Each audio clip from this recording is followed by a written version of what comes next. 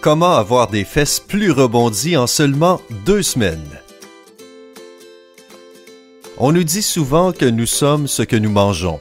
Alors, est-ce que ça veut dire que si tu veux des fesses bien rebondies, tu devrais manger de la noix de coco? Eh bien, pas tout à fait. Pour tonifier tes fessiers, manger les aliments adéquats est tout aussi important que s'entraîner. Nous, chez Sympa, nous aimerions partager des astuces utiles pour t'aider à tonifier tes fessiers de manière à avoir le postérieur de tes rêves. Tu sauras quoi manger et quels exercices faire pour obtenir les résultats que tu veux. Astuces basiques. Ce serait tellement simple si on pouvait prendre une pilule magique pour perdre du poids en 1 semaine. Malheureusement, il n'existe rien de tel dans ce monde. Rendre tes fesses plus rebondies sans faire de sport est juste impossible. Mais nous avons de bonnes nouvelles. Tout le monde peut y arriver avec un peu d'enthousiasme et de motivation. Pour atteindre ton but, il te faut suivre 2 étapes. Étape 1, les exercices pour renforcer les fessiers. Rappelle-toi, sans entraînement, tu ne verras aucun résultat, mais plutôt le contraire. Tu peux même faire ces exercices avec des poids. Ton entraînement devrait inclure des exercices comme des squats, le lever de bassin et les fentes. Les squats.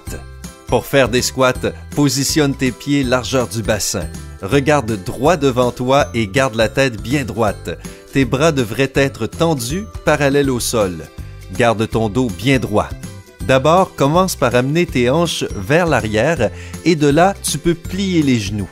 Il est important de bien faire attention à la position de tes genoux. Ils doivent rester en ligne avec tes pieds. Assieds-toi de manière à ce que tes hanches soient plus basses que tes genoux. En te relevant, essaie de contracter tes fessiers. Les fentes. Tiens-toi debout avec les pieds écartés, largeur du bassin.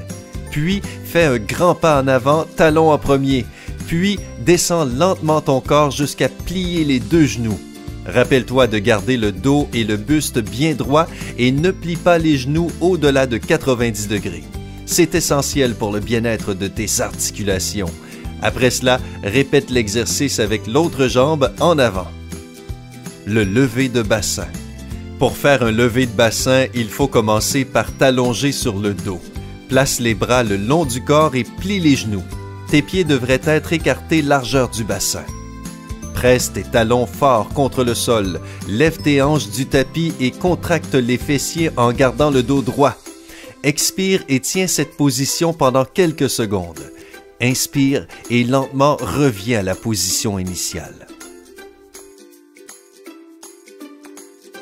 Étape 2. Une alimentation saine. Il faut faire attention à ton alimentation durant la période de récupération après ton entraînement. Pourquoi est-ce si important? Après une séance de sport intense, tes fessiers sont dans un cycle de récupération et il est essentiel de manger suffisamment et de manière adéquate de manière à ce que tes fessiers profitent de l'entraînement pour se développer et se raffermir. Il y a quelques règles très simples que tu dois garder à l'esprit. 1. De tout, mais avec modération. Dans le cas où tu ferais partie de ceux qui veulent prendre du poids, tu devrais manger plus. Si tu ne veux prendre du poids que dans une seule partie de ton corps, il faut manger plus modérément. Ne consomme pas trop de protéines ni de glucides. Cela pourrait te causer des problèmes de santé. 2. Tu devrais manger au moins un fruit par jour, même si la recommandation formelle est entre 3 et 5. Les fibres contenues dans les fruits te donneront la sensation de satiété et en plus, ils sont pauvres en calories. Maintenant, voyons de quoi tu as besoin pour raffermir tes fessiers. Les protéines. Pourquoi a-t-on besoin de protéines? Ce sont un peu comme des briques qui bâtissent les murs d'une maison. Chaque cellule de notre corps est faite de protéines. Nous en avons besoin dans notre alimentation et grâce à elles, notre corps est capable de réparer ces cellules et d'en construire d'autres également. Cela peut sembler surprenant, mais toutes les protéines ne sont pas bénéfiques. Par exemple, les protéines de la viande rouge grasse, de certains produits laitiers, des jaunes d'œufs peuvent faire grimper le cholestérol en flèche dans notre corps. D'autres bonnes sources de protéines sont le thon, le blanc d'œuf, la dinde, le poulet, le tilapia, les légumes secs, le fromage frais, les haricots, le soya, les fruits de mer et toutes sortes de poissons, mais pas frits. Les glucides. On peut avoir l'impression de tomber sur un os ici. Tu as peut-être déjà entendu que si tu veux perdre du poids, tu dois exclure les glucides de ton alimentation. Mais cela dépend, car il y a deux types de glucides. Les sucres rapides sont les sucres raffinés, comme les pâtisseries, les boissons sucrées, le pain blanc, les pâtes blanches, etc. Alors que l'autre groupe de glucides, les sucres lents, est sain et utile pour ton corps. Donc, évite le pain et les pâtes blanches et préfère plutôt des aliments à base de blé entier ou de céréales complètes. Les céréales remplacent les bonbons par les fruits et les boissons fraîches par un jus de fruits frais.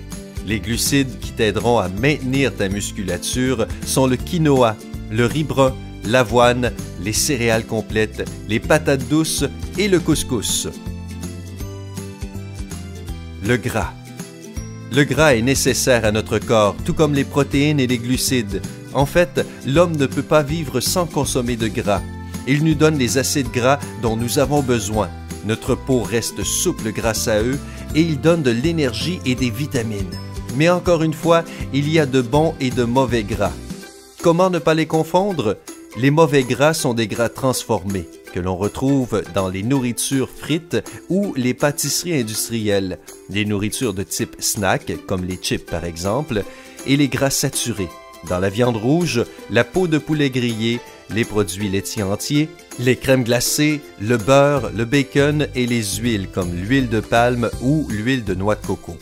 Ce type de gras influence négativement ton poids, provoque des risques de maladies cardiaques et augmente ton taux de cholestérol.